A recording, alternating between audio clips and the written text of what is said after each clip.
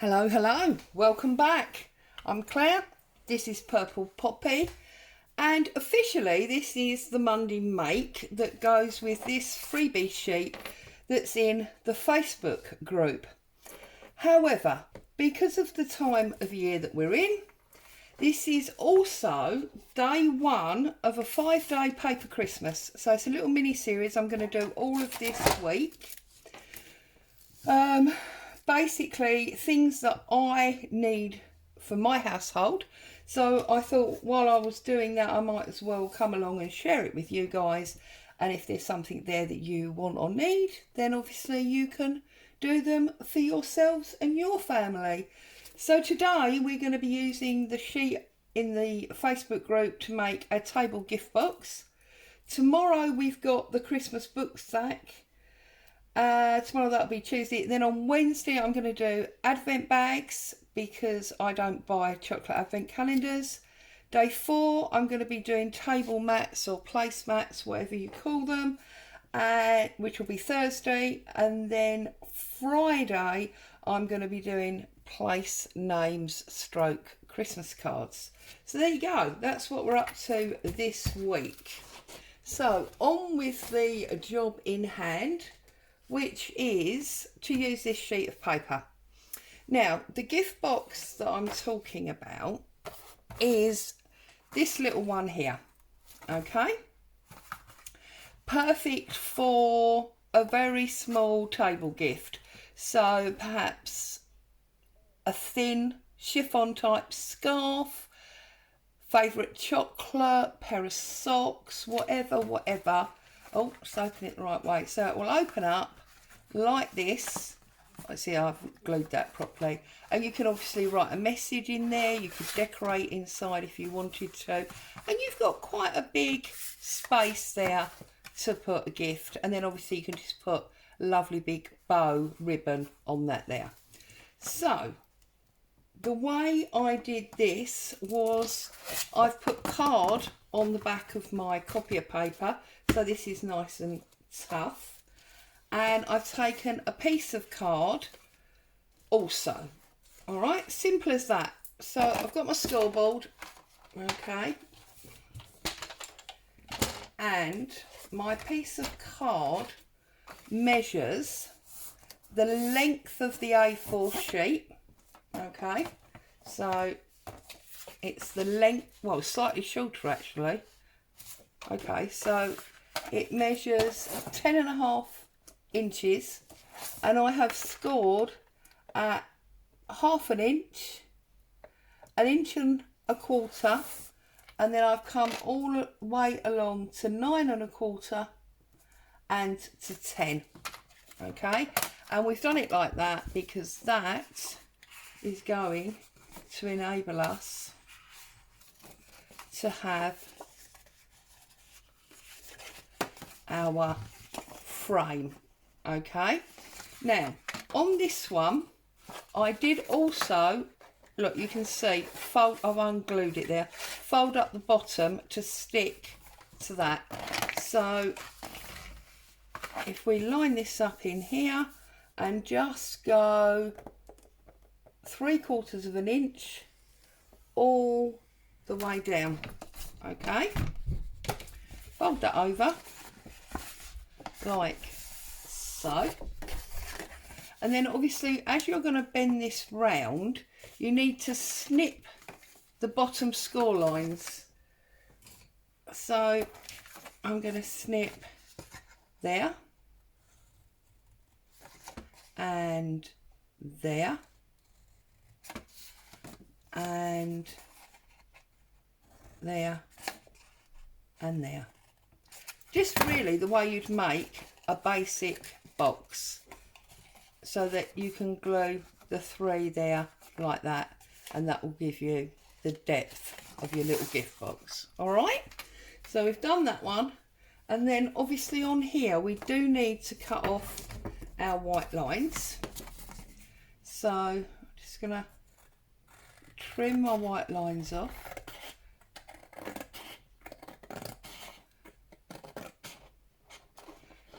You can obviously do this. Oh, actually, that's really rubbish, Claire.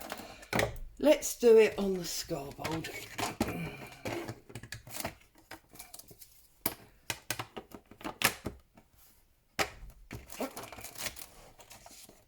So just put that in there.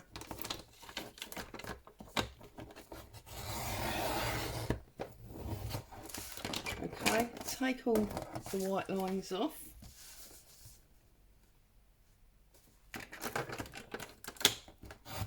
Whoops, sorry.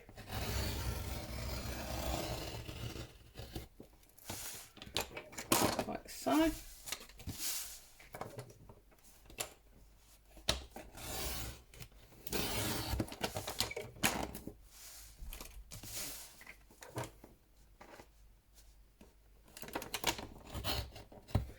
Cut that a bit narrow now, haven't I? We might have to trim up our box section. Yes, you see, look, that's what happens. Ho hum. So I'm just going to line that up there like that, so that I can score there. Okay, obviously you won't be doing this on camera, so you won't be messing it up. You'll be doing it perfectly. Okay, so what we need to do now is we need to score for the front, for the depth, for the back, for the depth and for the front, and it used the whole sheet, look. Okay, so this first score, I actually held it upside down this way. This first score I did at 3 7/8. So turn it upside down, do it at 3 7/8, and then the width of our pocket, yeah, our box, we did at 3/4. So I just moved that along to the 4 so I don't have to add it all up. Go to 3/4. Okay, now obviously we need that 4 again, so I just again line it up to the 5. 4 will be 9, and then 3/4 like that. And now we've got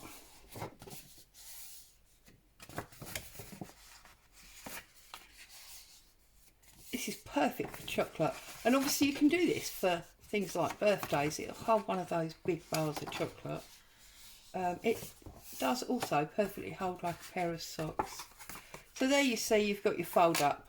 Okay, now just to make it a little bit prettier, I did round off my corners, so I just rounded off all 4 corners.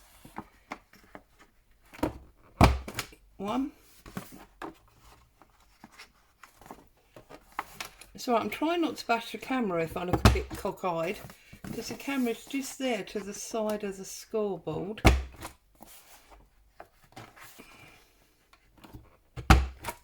Okay, there's my 4 rounds. We can actually get rid of this scoreboard now, because we are finished with that as well. Okay, and then obviously if you want to keep the vintage feel going, you can just ink this up all the way around the edge. Add a little bit of colour there. And I deliberately did this sepia because if you've got a colour theme running through your Christmas, as I know a lot of people do, I thought then, you know, you can do your bow, your label, etc. in that pretty colour, if that's what, you know, you choose to do. And then you'll just be adding one splash of colour to this sepia, which I thought would work very nicely. It's definitely what I'm going to do anyway. We have very traditional red, gold and green at Christmas, so I will find, I've got a big reel of gold ribbon somewhere, and I shall put a big bow around this, and this will be the first, well, I've got one there, haven't I? This will be the second of, I need to make 6. Obviously I'm not going to make them all on camera. Once you know how to do it, you know how to do it. What is it? If you know, you know. So yeah, there you go. Let's get some ink around the edge. And then obviously you can do your fold lines, all the normal wear and tear areas. Need a new ink pad really. This seems to be quite dry. Did cheat at the weekend, put some water in it because it is a water based dye, and it has worked, but it's not going to work forever. Really need to get a new one, or a bottle of ink, whichever way round. To be honest, the cost is virtually the same, but obviously if I've got the ink I can use that to colour my glue, and I don't need to think about another colour for that. So for me personally, it might be more cost effective to have the re-ink rather than a new pad.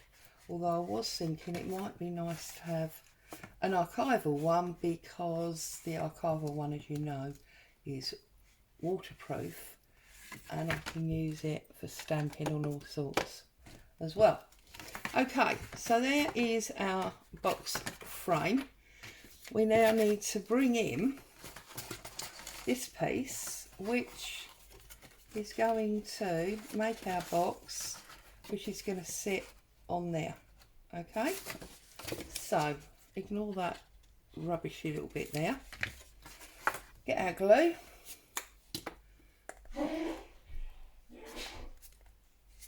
Excuse hubby, he seems to have the sneezes this morning.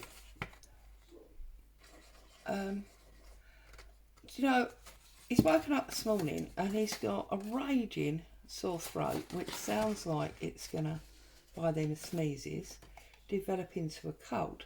Now, it's winter. You expect to have coughs and colds and sneezes in winter. Fine.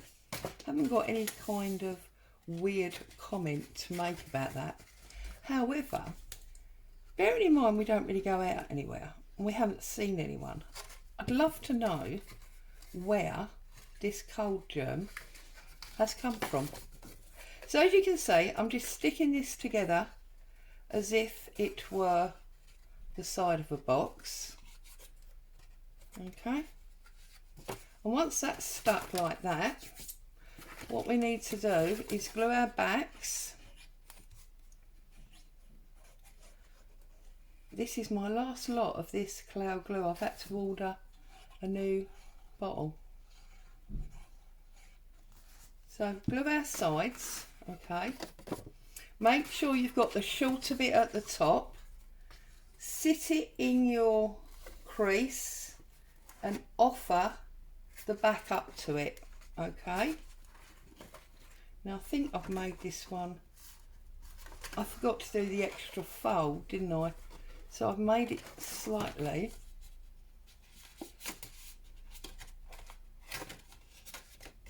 Right, let's just undo this.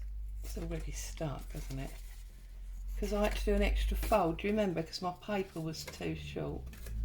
So just make sure we've brought that in properly. Right, offer that into your bottom and press those onto your back.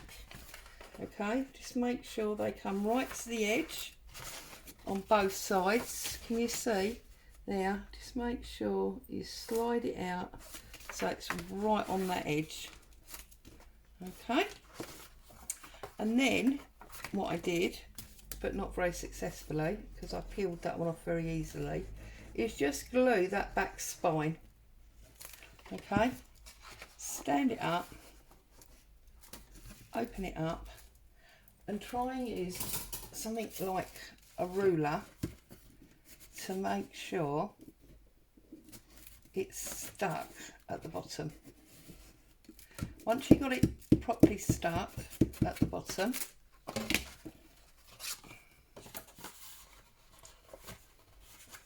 see that extra fold has really given me an issue there. There you go. And what I tend to do is just press it in a little bit like you would a, you know, a bag. Press it in a little bit like that. Make sure that's stuck on there. And just give that glue a chance to set. Okay? Now, if you don't want to decorate the inside, then obviously you could stick that like that and just pull it in there. So you can just glue the whole front like so. Put our lid on because that's going berserk. Press that down, and obviously that will help to hold your base in place as well. And there you go, you have got a cute little gift box to go on your table. All right, I don't know where the actual ribbon that I want is, so let's just use a bit of this pink for now. So you can see I did put some cheesecloth on this one. You could put some cheesecloth or some lace, you know, something else on the corner if you want to, but that's obviously entirely up to you. And then we're just gonna do a big bow, big floppy bow, because it's Christmas and we want it to be super inviting, do we not? So, and then just fluff that out. Let's trim that off like so. And then we've got a beautiful bow on that little gift box that's sitting on our table. So there you go. That is the Monday Make stroke day one of our 5 days of paper Christmas. As always, thank you so much for joining me. Happy crafting. I'll see you soon. Bye for now.